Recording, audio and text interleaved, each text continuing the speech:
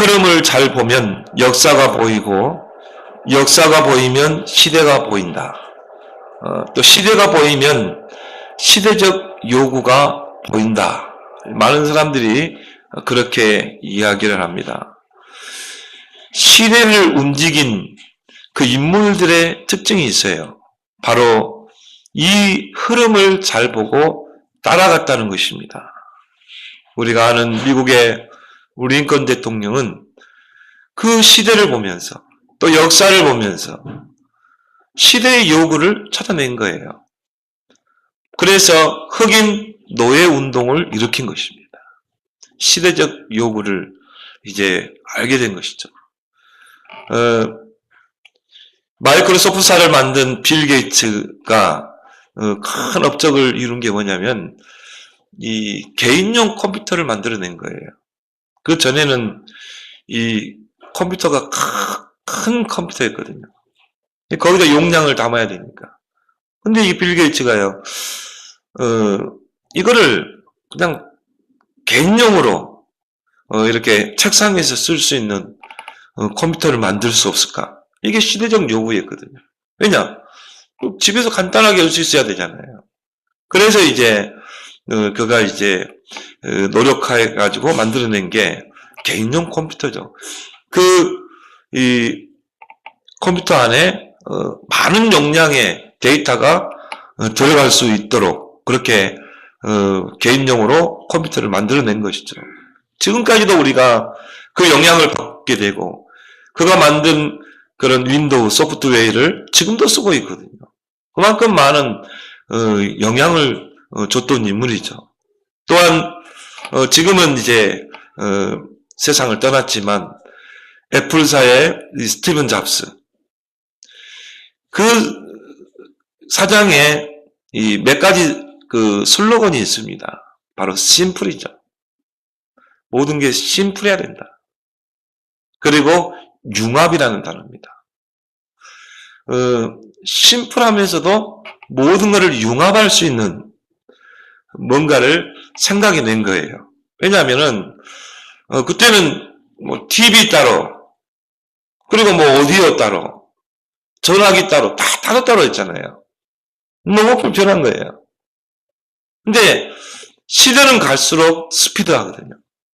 그러면은 간편하게 그 모든 기술을 집합할 수 있는 그런 뭐가 없을까? 그래서 기존에 만들어 놓은 거를 이 작은 폰 속에 다 집어넣은 거예요. 우리가 스마트폰 하나 가지고 전화도 할 수 있고, 또 DMB, TV도 볼 수 있고, 인터넷도 할 수 있고, 내비게이션도 있고, 내가 볼 때는 수만 가지가 이 안에 들어있는 거 있죠. 뭐 어플 다운받으면 뭐 돋보기도 볼 수 있고, 현미경도 되고, 후레쉬 기능도 되고, 따로 후레쉬 살 필요도 없을 것 같아. 그냥 후레쉬 다 비치고요. 눈 나쁜 사람 돋보기를 보면 다 보이고. 어플을 다운받으면 저 만 가지도 다 이 조그만 스마트폰 안에 다 들어가는 것이죠. 한마디로 혁명을 이룬 거죠. 심플하면서도 융합 기술이죠. 지금은 이제 세상을 떴지만 지금도 미국이나 유럽에서는 스티븐 잡스를 그냥 하나의 신적인 존재로 그렇게 평가를 합니다. 그리고 애플사에서 지금도 그러잖아요. 이 스마트폰 하나 내놓으면 줄을 서잖아요. 그만큼 많은 영향력을 끼친 거예요. 시대적인 역사를 보면서, 시대를 보면서 그 시대의 흐름을 따라 이제 그 요구를 따라서 이 작품을 만들어낸 것인 겁니다. 2017년 오늘 이제 마지막 주일 예배로 우리가 드립니다. 한 해를 우리가 돌아보며 또 한 해를 마무리하면서 우리는 세 가지 흐름을 타고 2018년을 우리는 새롭게 맞이해야 될 줄 믿습니다. 그 첫 번째 흐름이 뭡니까? 언약의 흐름을 타고 가라. 언약의 흐름 속에 모든 것이 다 있어요. 성경에는 중요한 흐름이 있어요. 우리가 성경을 백독을 해도 이 흐름을 놓치면 다 놓친 거예요. 그 성경 속에는 언약의 흐름이 있는 줄 믿습니다. 아담이 범죄했을 때 창세기 3장 15절에 여자의 후손을 보내니 그 여자의 후손이 뱀의 머리를 상하게 하리라. 하나님이요, 최초의 복음을 줬다니까요. 생명의 복음을 주신 거예요. 남자의 후손은, 아담의 후손은 다 사단에게 붙잡혀 죄 가운데 하나님 떠나 있기 때문에 우리 인간을 구원해낼 수가 없어요. 그래서 여자의 후손이 뱀의 머리를 상하게 하고 사탄의 권세를 깨뜨리고 우리를 구원해낼 것이다. 그래서 이걸 보고 원시복음이라고 그러죠. 최초에 주신 복음이라 이 말. 이제 이 원시복음이 언약이 되어서 구약의 역사를 통해 계속 흘러옵니다. 창세기 3장 21절에 하나님이 희생제사를 제정하셨어요. 바로 피제사죠. 가죽옷을 지어 입히니라. 어린 양을 희생시켜서 그 가죽옷을 입힌 거예요. 바로 이 희생제사를 제정하시면서 이 희생제사 속에 하나님의 언약의 메시지를 담아둔 거예요. 왜 가인이 실패했습니까? 이 언약의 흐름을 놓쳐버린 것입니다. 피제사를 놓쳐버린 거예요. 결국 실패한 인생이 됐죠.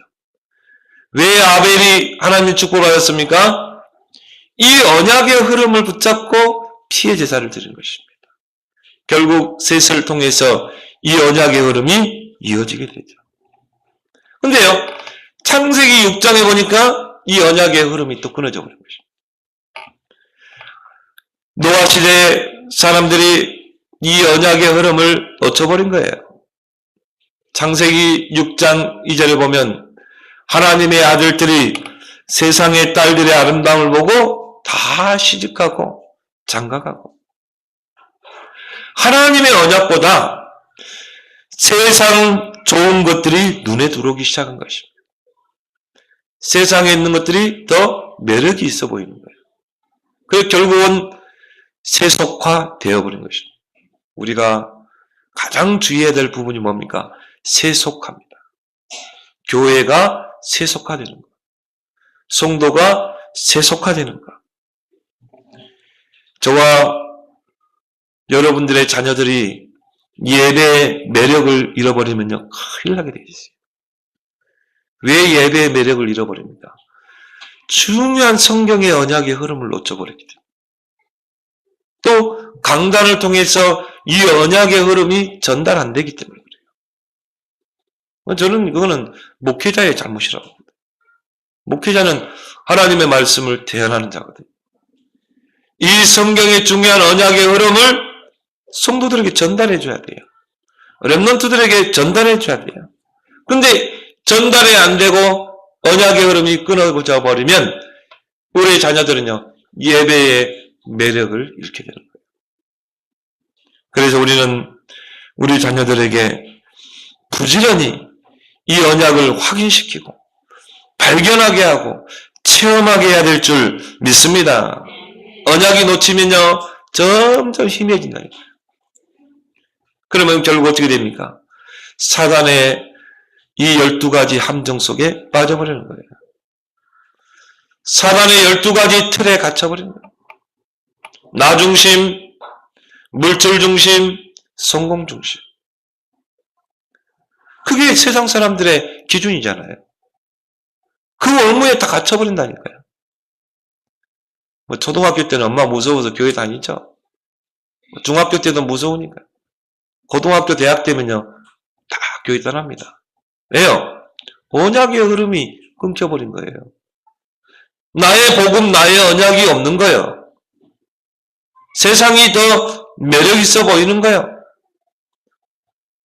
하나님의 아들들이 세상의 딸들의 아름다움을 보고 다 세속화되어 버린 것입니다. 우리 자녀들이 지금 그렇게 있다니까요. 그 함정 속에, 그 틀에, 올무에 다 사로잡힌 것입니다. 그래서 신명기 6장 4절 9절에 너희 자녀들에게 부지런히 언약을 각인시켜라. 누웠을 때든지 또 길을 행할 때든지 강론하고 그걸 이마에 붙이고 손목에 기호로 삼고 문설주와 문인방에 기록해요. 그렇죠? 왜 그렇게 해야 됩니까? 언약의 흐름이 우리 자녀들에게 전달돼서 언약이 각인돼야 돼요. 언약이 뿌리내려야 돼요. 언약이 체질이 돼야 돼요. 그래서 영적 서밋, 기능 서밋, 문화 서밋으로 한 시대를 살려내는 그런 렘넌트로 키워내야 되기 때문인 것입니다. 창세기 11장에요. 니무롯이라는 사람이 일어난 것입니다. 이 니무롯이라는 그 뜻이 뭐냐면 반역하다는 뜻이거든요. 하나님을 대적하고 반역한 자가 누굽니까? 사단이거든요. 니무롯이란 그 이름의 뜻이 반역하다. 이 니무롯이 일어나세요. 많은 사람들을 통치하게 돼요. 최초의 왕이 됩니다. 영웅이 됩니다. 그리고요, 이제 자기의 세력을 키우는 거죠. 이 사단이 정사를 잡고 있잖아요. 권세를 잡고 있잖아요. 그리고 하나님을 대적하고 복음을 대적하잖아요. 그래서 바벨탑 운동을 일으키죠. 하나님을 대적하는 바벨탑 운동. 그렇게 해서 시대적인 언약을 끊어버리려고 한 거예요. 그때 하나님이 언을 다 흩어버리잖아요. 이 언약이 끊어질 때 하나님은 그냥 둡니까? 절대 그런 법이 없어요. 하나님은요, 그 누군가를 통해서 이 언약을 잊게 하십니다. 그래서 이런 노아나 또 아브라함이나 이런 인물들은 하나님이 준비된 인물들이에요. 그들의 특징이 뭡니까? 의인입니다. 완전한 자입니다. 하나님과 동행하는 자예요. 하나님이 그 갈대아 우리에 있는 아브라함을 부르십니다. 너는 본토 친척 아비 집을 떠나 내가 네게 지시할 땅으로 가라. 그 뭘 말해요? 너는 이 언약의 흐름을 붙잡아라. 이 언약의 흐름을 이어라. 있는 자가 되라. 이 언약의 흐름을 네 후대에게 전달해라. 그런 뜻이거든요. 너는 복의 근원이 될지라. 이 아브라함이 이 언약의 흐름을 붙잡은 거예요. 그리고 이 언약의 흐름을 후대에게 바톤으로 넘긴 것입니다. 이삭에게, 야곱에게, 요셉에게. 4대 만에 요셉을 통해서 세계복음화 언약이 성취되잖아요. 우리는 그 사명자인 줄 믿습니다. 언약의 흐름을 붙잡는 자, 언약의 흐름을 타는 자, 언약의 흐름을 잇는 자, 언약의 흐름을 전달하는 자, 파발디하겠잖아요. 전달해야 돼요. 근데 요셉 이후에 이 언약의 흐름이 또 끊어져 버린 거예요. 요셉이요, 언약을 붙잡은 자예요. 세계복음화의 사명을 감당한 자예요. 요셉이 하나 못한 게 있어요. 렘넌트 운동을 못한 것입니다. 이 언약의 흐름을 후대에게 전달해 줘야 하는데 이걸 못한 거예요. 그래서 우리는요, 렘넌트 운동에 생을 거는 것입니다. 우리가 붙잡은 이 언약을 후대에게 전달해야 돼요. 우리 후대가 사는 이 시대는요, 만만치 않습니다. 언약이 없으면 다 세상에 동화돼요. 사단의 그 12가지 함정에 빠지게 돼 있어요. 그 틀의 엉무에 잡히게 돼 있어요. 그래서 우리는 부지런히 언약의 흐름을 전달해야 할 줄 믿습니다. 요셉이 이걸 못한 거예요. 출애굽기 1장 8절에 요셉을 알지 못하는 새 왕이 일어나 애굽을 다스리다니. 요셉을 알지 못하는. 언약의 흐름이 끊어져 버리니까 요셉을 알지 못하는 독재자가 애굽의 왕이 된 것입니다.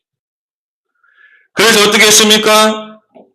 이스라엘 백성을요, 노예로 삼는 거예요. 요셉 이후에 이스라엘 백성이 그 왕의 선처로 고센 땅에서 편안하게 산 거예요. 평안할 때 여러분이 응답받고 평안할 때 조심해야 돼요. 이때 우리가 언약을 놓칠 수 있거든요. 이 언약의 흐름을 놓치고 애굽에 동화되어 버린 것입니다. 애굽 문화에 세속화되어 버린 거예요. 언약이 끊어져 버렸다는 거예요. 이 언약이 후대에게 전달되는 일이 끊어져 버린 거예요. 세계복음화의 언약이 끊어져 버린 거예요. 이스라엘 백성을 고센 땅에 살게 한 것은 저 애굽 사람에게 그리스도의 복음을 전하라고, 하나님의 복음을 전하라고 놓쳐버린 거예요. 복음과 전도와 선교의 언약을 끊어버린 거예요. 독재자가 일어나서 어떻게 했습니까? 이스라엘 백성을 노예로 부리는 것입니다. 고역에 시달린 것입니다. 우상도시를 건설하는데 노예로 부렸다니까요. 그 기간이 400년이래요. 근데요, 출애굽기 3장 17절에 보면 중요한 말이 있어요. 하나님께서 모세를 호레산 떨기나무 가운데 불러놓고 한 말입니다. 내가 내 백성 이스라엘 내 백성이 고통받는 것을 봤다. 저들이 그 고통으로 말미암아 하나님께 부르짖는 그 기도를 들었다. 그래서 내가 너를 이스라엘 백성에게, 바로에게 보낸다, 이렇게. 자, 내 백성의 부르짖는 기도를 들었다, 이 말이에요. 소수의 깨어있는 자들이, 숨은 자들이 기도한 거예요. 하나님은 그 기도를 들은 줄 믿습니다. 저는요, 제가 모퉁이돌 선교회에서 북한 선교를 놓고 제가 신학교 때 그 북한 선교 사역을 했거든요. 근데요, 지금도 북한 저 공산 치하에 기독교인들이 살아남아 있어요. 불꽃이 꺼지지 않았어요. 그들이 숨어서 하는 기도를 들었거든요. 이불 속에서 하는 기도를 들었거든요. 저 소수의 기도하는 자들, 저들을 통해서 반드시 통일을 이루어진다. 지금 어떻게 보면 김정은이 바라가는 거거든요. 하나님이 한순간에 무너뜨리게 돼 있어요. 저들의 기도가 반드시 헛되지 않을 것이다. 하나님이 때가 되니까요, 모세를 보내신 것입니다. 모세를 부른 거예요. 80세 노인 모세를 부른 거예요. 너는 가라. 저 이스라엘 백성 앞에 가라. 저 바로왕 앞에 가서 하나님의 언약을 전달해라. 우리 백성은 저 광야길에 가서 희생제사를 드릴 것이다. 이제 우리 백성을 내보내라. 근데 바로가 처음에 막 완고하겠죠. 근데 결국은요, 6월절 어린 양의 피 바르는 그 사건을 통해서 바로왕이 손을 든 거예요. 그래서 해방돼 나온 것입니다. 이게 바로 출애굽 사건이죠. 이제 이 언약의 흐름이 또 이어지는 것입니다. 근데요, 엄격결에 그냥 어린 양의 피 바르고 나온 사람도 있었어요. 진짜 그리스도를 언약을 붙잡고 바른 사람도 있었지만 이게 다 바르니까 그냥 옷길 바르고 나온 사람들이다. 이 사람들이요, 광야길을 가는 동안 하나님을 시험하고 불신앙하고 홍해 앞에서 광야에서 조금만 문제 오면요, 낙심하고 시험하고 갈등하고, 성경 보니까 10번이나 하나님 시험 들겠다니까요. 여러분, 하나님을 시험하지 마세요. 10번이나 하나님 시험 들겠어요. 그 사람들 가나안 땅 들어가지 못했습니다. 그 광야의 모래에 다 수장됐어요. 왜 그렇습니까? 몸뚱이는 출애굽했는데 생각은 아직 애굽의 그것으로 각인 뿌리채게 됩니다. 그래서 우리가 집중하는 줄 믿습니다. 우리도 모르게요, 불신앙이 나오거든요. 쓴뿌리가 나오거든요. 정말 여러분이 언약의 결론 나면요, 이유 없어요. 뭔 이유가 많습니까? 요란으로 가라면 가는 거예요. 우리는 이유 없는 줄 믿습니다. 그리스도로 끝났는데 무슨 이유가 있습니까? 결국 출애굽 2세대들을 통해, 렘넌트를 통해서 가나안 입성하게 되잖아요. 근데 또 언약을 놓쳐버린 것입니다. 또 이스라엘 백성이 포로가 되죠. 바벨론이라는 그 강대국의 포로로 잡혀가게 되죠. 포로 시대가 되어버린 것입니다. 이때 그 이스라엘의 회복을 놓고 기도하는 소수의 사람들을 통해서 하나님이 이 언약의 흐름을 다시 회복합니다. 그 중요한 인물들이 누굽니까? 다니엘, 또 오늘 본문의 에스겔, 또 다니엘의 세 친구 에스더 왕비, 이 사람들을 통해서 이 언약이 회복되는 거죠.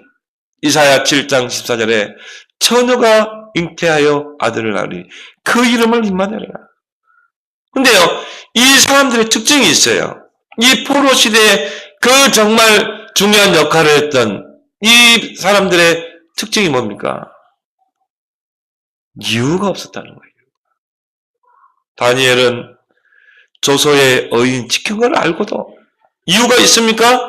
하루에 3번 예루살렘을 향해서 기도했다니까요.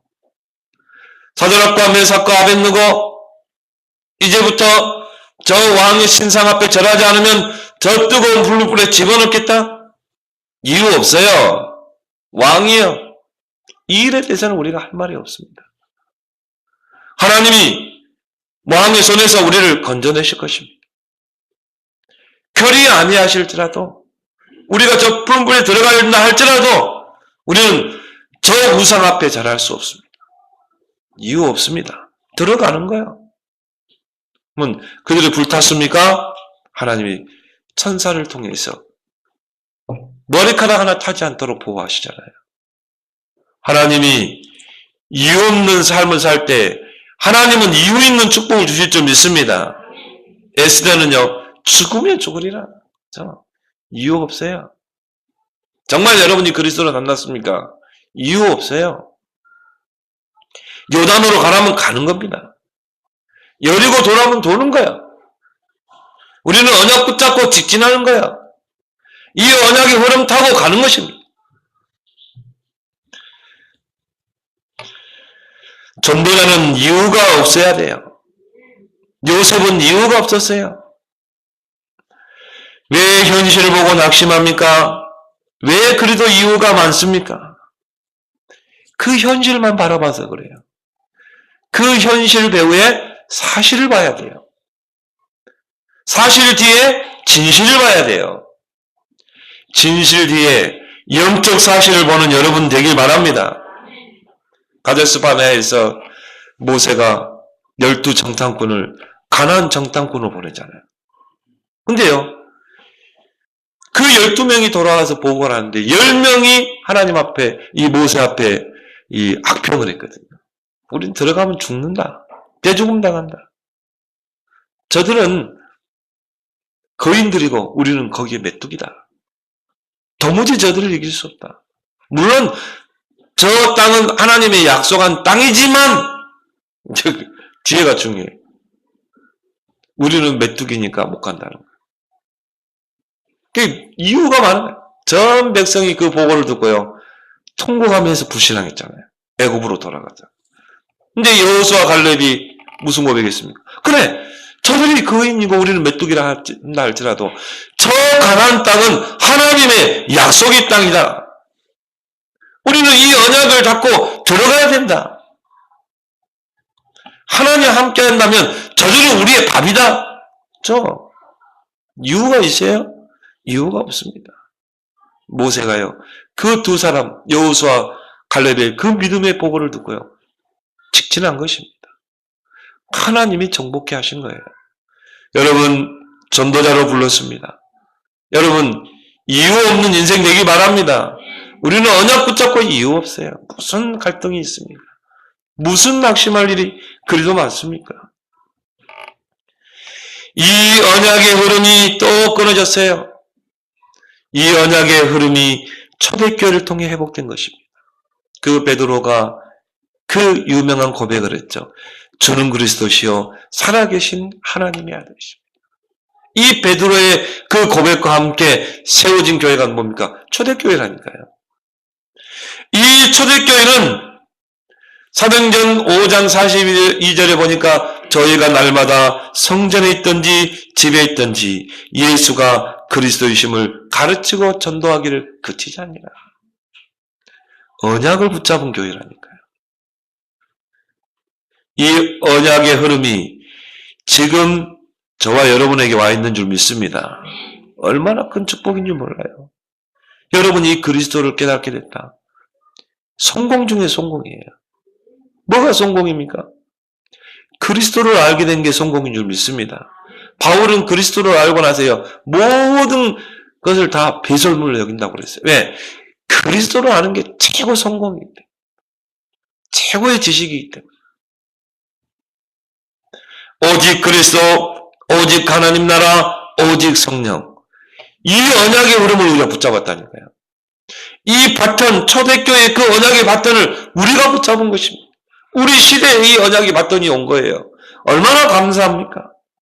그렇다면 여러분이 2017년을 마무리하고 이제 2018년을 이제 불과 한 12시간 남겨두고 여러분이 이 언약의 흐름을 붙잡고 그 언약의 흐름을 타고 이제 2018년도를 맞이하길 바랍니다. 이 언약의 흐름을 잇는 자가 되자. 이 언약의 흐름을 전달하는 여러분 되길 바랍니다. 두 번째로 세계복음화의 흐름을 타고 가자. 이스라엘 백성이 왜 노예가 되고 포로가 되고 속국이 됐습니까? 이스라엘 백성처럼요 큰 축복을 받은 민족이 없어요. 그래서 로마서에 보면요 정말 바울이 이스라엘 그 민족을 놓고요 통곡하면서 이야기하잖아요. 한탄을 하면서 이야기해요. 이스라엘이여 왜 너희가 지금 이렇게 됐느냐? 너희에게는 약속이 있었다. 너희에게는 축복이 있었다. 하나님이 너희를 먼저 선민으로 불렀지 않냐? 얼마나 큰 축복이 너희에게 있었냐? 근데 너희가 이 언약의 흐름을 놓쳐버렸단 말이에요. 그러면서요, 이 바울이 그 이스라엘, 그 자기 백성 히브리 민족을 놓고요, 한탄하면서 이야기했잖아요. 이스라엘이여, 이제는 이 언약을 붙잡으라는 거죠. 너희들이 이 언약을 놓쳤기 때문에 이 언약이 이방인에게로 돌아간 거다. 이스라엘 백성이요, 이 언약의 흐름을 놓쳐버린 거예요. 언약의 그리스도의 이 복음의 언약, 세계 복음화의 이 전도 선교의 언약의 흐름을 놓쳐버린 것입니다. 그 세계 복음화의 흐름을 잊지 못하고 민족주의 선민 사상에 빠져버린 거예요. 우리 민족만 하나님의 축복된 민족, 우리 민족만 언약 백성, 선민 사상에 빠져버린 것입니다. 이 이스라엘 백성이 놓쳐버린 이 세계복음화의 흐름을 붙잡은 교회가 바로 초대교회라 이 말이에요. 오직 그리스도, 오직 하나님 나라, 오직 성령 이 언약을 붙잡고 더불어 마음을 같이하여 오로지 기도에 힘씁니다. 왜 우리가 집중을 합니까? 각인 뿌리 체질을 바꿔야 되기 때문에. 오직 그리스도, 오직 하나님 나라, 오직 성령으로 여러분이 각인 뿌리 체질을 바꿔야 한다 이 말이에요. 이 속에서 우리 삶이 나와야 될 줄 믿습니다. 갈보리산 언약, 감난산 언약, 마가다락방 언약. 이게 우리의 가장 근본이 되어야 한다니까요. 이 속에 우리의 삶이 세워져야 한다니까요. 이걸 붙잡고요, 집중한 것입니다. 그리고 우리는 이 집중 속에 있는 줄 믿습니다. 근데 하나님의 시간표가 되니까 오순절날 불과 바람 같은 성령이 그 초대교회에 임했다니까요. 그 연약한 초대교회, 그 핍박 속에서 세계복음화를 이뤄낸 것입니다. 왜 하나님이 바리새 교회를 쓰지 않았습니까? 바리새 교회는 다른 좋은 것 때문에 이 언약을 놓쳐버린 거예요. 세계복음화의 그 언약을 놓쳐버리고 종교화되고 교권화되어버린 것입니다. 그리고 초대교회를 박해하는 마귀의 심부름을 하게 된 거예요. 제가 이렇게 유튜브를 보다가요, 우연찮게 어떤 목사님의 설교를 딱 들어봤거든요. 큰 교회 목사님이셔요. 이분은 유학도 하신 분이고. 근데 이분이요, 교회가 하여튼 크더라고. 강남에 있는 큰 교회인데. 그분이 이제 이렇게 설교를 하는데, 내 내용을 참, 말을 얼마나 잘하는지 몰라요. 사람을 다 감동시킬 만큼, 이 메시지를 해요. 근데 보니까 이렇게 얼굴도 참 잘생긴 분이고, 사람 호감 살 만한 그런 얼굴이고. 근데 내가 가만히 들어보니까요, 품성이라는 단어를 가지고 계속 품성을 이야기하는 거예요. 그리스도인의 품성. 그래서 품성이란 단어가 뭔가, 히브리어로는 뭔가, 헬라어로는 품성이라는 단어가 뭔가, 그러면서 그리스도인은 어떤 품성을 가져야 되는가. 계속 품성을 이야기해요. 근데 이게 복음 없이 들으면요, 굉장히 이게 매력 있는 설교라. 뭐 교인들에게 뭐가 들어가냐면은 품성이 들어가요. 아, 그리스도인은 품성이 있어야 돼요. 근데 이걸 가만히 들어보니까요, 야, 저러면 큰일 나겠다. 성도들에게 복음이 들어가야 되는데, 언약이 전달돼야 되는데, 이거는요, 세상 이 윤리가 들어가는 거예요. 종교가 들어가는 거예요. 그러니까 유목사님 딱 생각하면요, 어째 우리 복음만 듣잖아요. 초창기 때 메시지 보니 카메라만 이렇게 하다가요, 막 교인들을 이렇게 돌리면요, 유목사님 그거 하지 마. 그냥 안면만 해. 메시지만 집중하도록. 보면 경상도 사투리도 나오고. 근데요, 이분에게는 뭐가 있어요? 언약이 있거든요. 복음이 있거든요. 성경에 보니까 예수님도요, 풍채가 아름답지 못하고, 이사야 53장에 보면 흠모할 만한 아무것도 없는 분이라. 근데 그분은 복음의 실체로 오신 분이 믿습니다. 그래서 많은 사람들이요, 그를 메시아로 보지 못한 거예요. 많은 사람들이 그를 버리고 떠난 거예요. 그러나 성전의 모퉁이의 그 버린 돌이, 건축자의 버린 돌을 하나님은 성전의 모퉁이 돌로 세웠다니까요. 그래서 하나님이 솔로몬 성전을 지을 때 그 모퉁이 돌은 정교하게 조각하지 말라고 그랬어요. 그냥 그대로 돌 그대로 모퉁이 돌, 이 네 기둥에 모퉁이 돌로 세우라고 그랬어요. 그 건물을 떠받치는, 성전을 떠받치는 그 기둥의 받침돌. 예수 그리스도는 교회의 모퉁이 돌인 줄 믿습니다. 우리가 그 그리스도 안에 뭘 봐야 돼요? 복음을 봐야 된다니까요. 정말 여러분이요, 목사님의 다른 걸 보면 안 돼요. 그 목사님에게서 나오는 그리스도의 복음을 듣기 바랍니다. 그러면 살아나게 돼요. 강단을 통해 나오는 그 언약이 여러분에게 흐름으로 전달되어서 현장까지 올라가야 돼. 이게 오늘 에스겔 47장 내용 아니에요. 에스겔이 어떤 인물입니까? 바벨론 나라가 이스라엘 집어삼켰다니까요.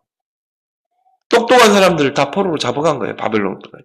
그때 포로로 잡혀온 인물들이 다니엘, 사드락과 메삭과 아벳느고, 이 에스겔이라는 거예요. 이 에스겔이요, 저 그발강, 바벨론의 그 발강가에서요, 하나님 앞에 내가 기도해야 돼. 작심을 한 거예요. 내가 이스라엘의 회복을 놓고 내가 작심하고 기도해야 됩니다.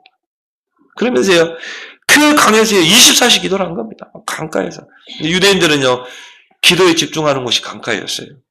그 강가에서요, 돗자리 펴놓고 하나님께 기도하는 거예요. 이스라엘의 회복을 놓고.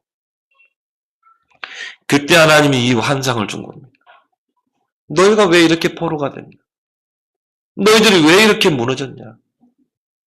너희들이 이 성전에서 나오는 이 말씀을 놓쳤잖냐? 그래서 성전에서는 제사장들이 그 성전의 모든 걸 봉사합니다.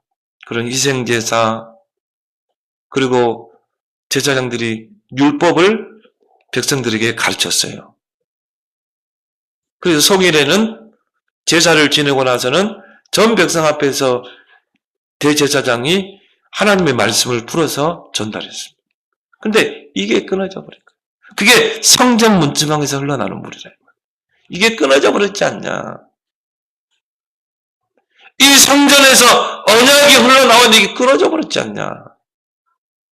그래서 오늘 성전의 그 문지방에서 밑에서 물이 나왔다고 그랬잖아요.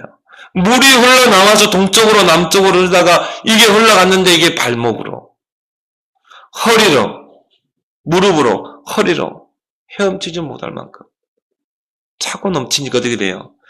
모든 죽은 영이 다 살아나버려.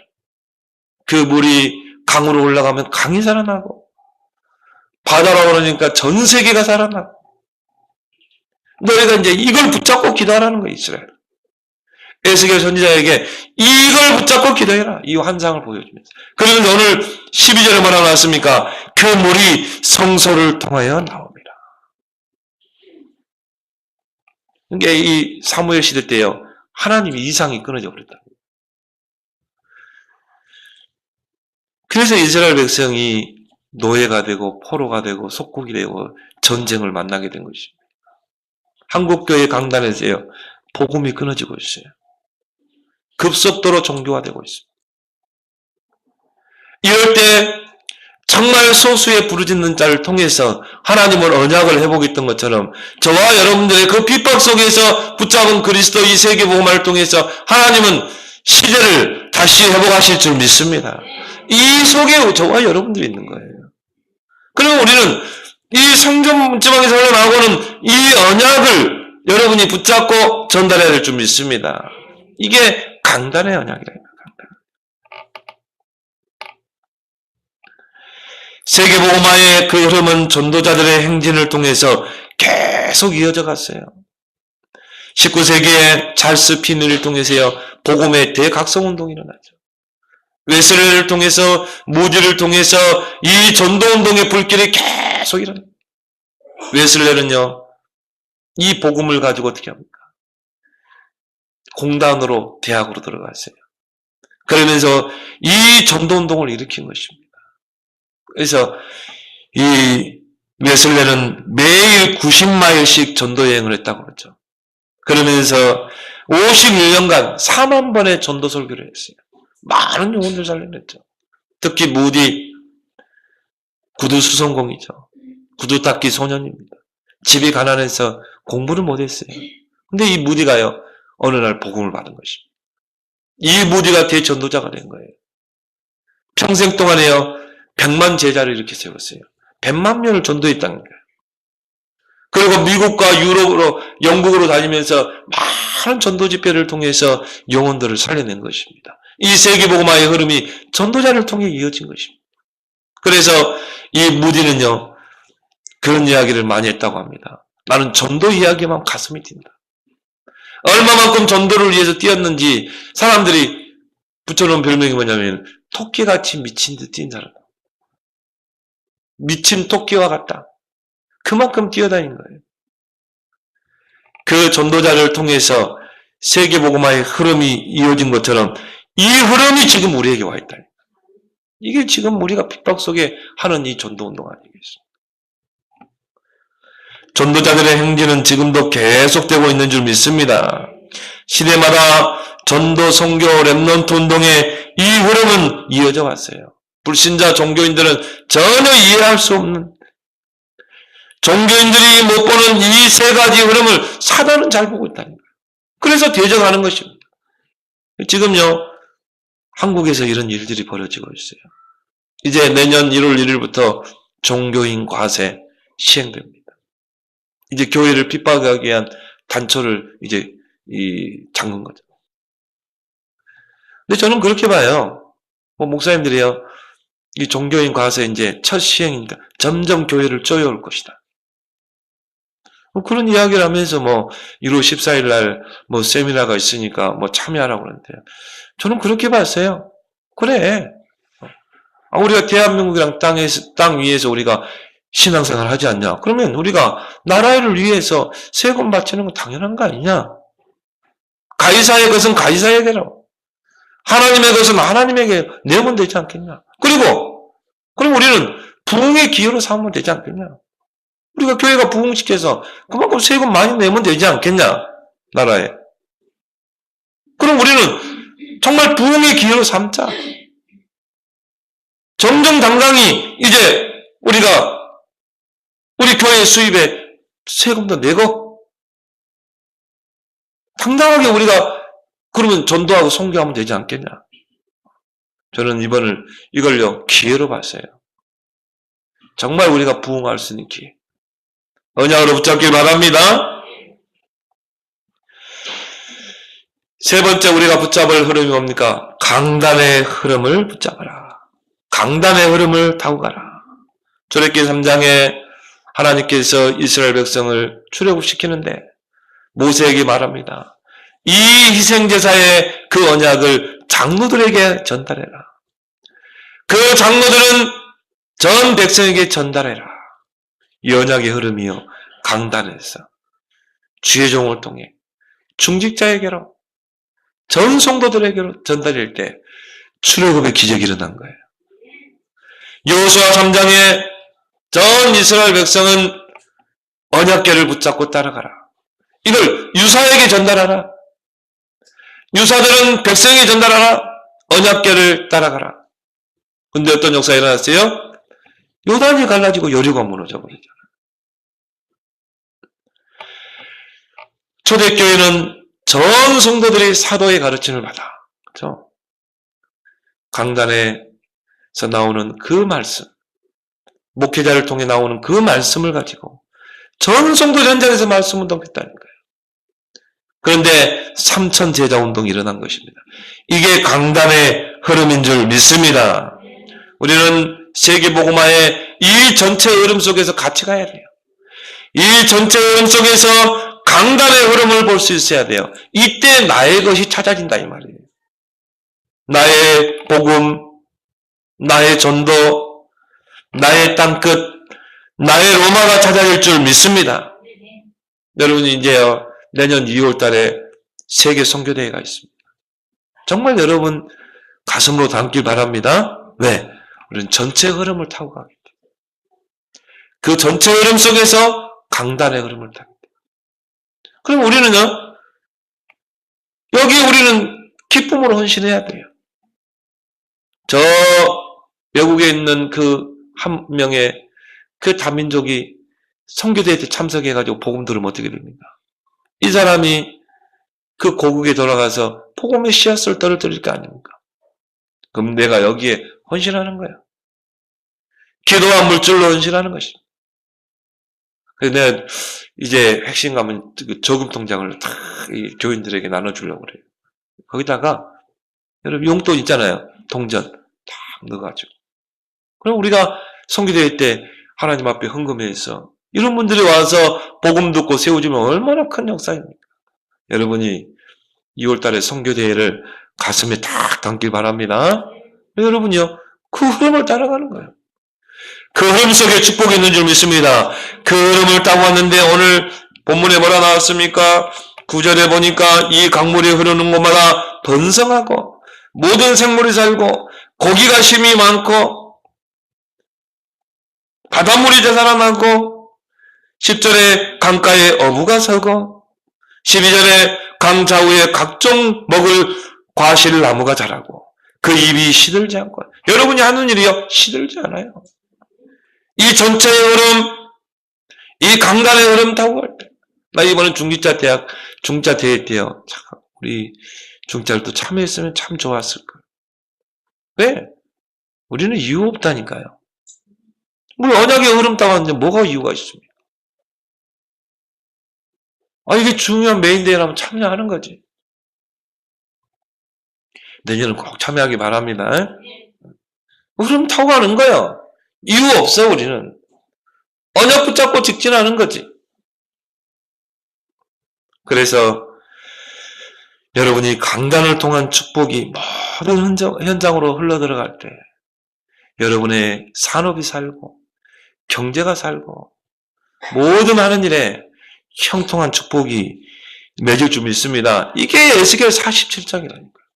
여러분이 메시지보다 이 말씀을 붙잡아야 돼요. 이 한 주간 동안 여러분이요 에스겔 40장을 참 묵상해 보세요.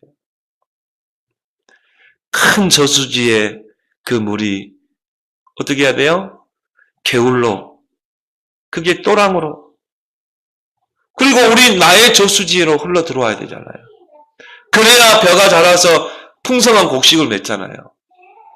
이 언약의 큰 흐름이 이제 교회로 또 나에게로 나의 모든 현장으로 흘러 들어갈 때 이게 산업이 살고 가정이 사는 현장이 사는 그런 역사가 이제 내년에는 꼭 있기를 예수 그리스도로 축원합니다.